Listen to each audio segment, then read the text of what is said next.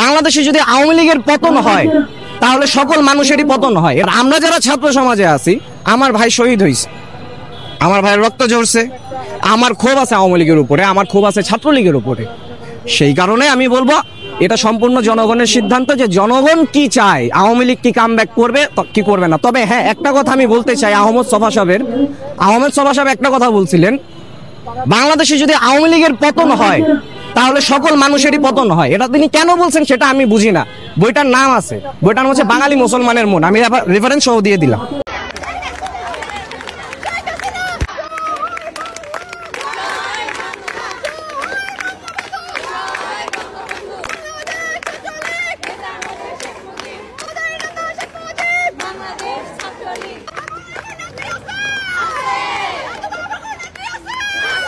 Pasa, pasa, pasa, pasa.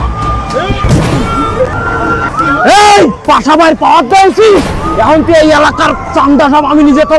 এই তোর কিসের দোকান?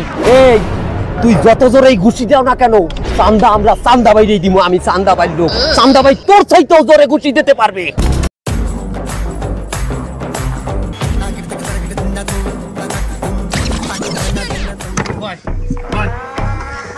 ভাই এই এই কেনা খাওন দে। ভাই আপনারা গাড়া দিলাম না তো। মাতারি, তুই চান্দা ভাই সামনে দাঁড়াই তোর চান্দা ভাই কে রে? তুই চান্দা ভাই বলিস খাবার আনছি, তুই খাবার নিয়ে আসবি যা, তাহলে কিন্তু একদম পাড়ায় মেরে ফেলবো যা। এই কি হইছে? তুমি কেডা? আমি মাইয়ার জামাই, আমারই বিয়া।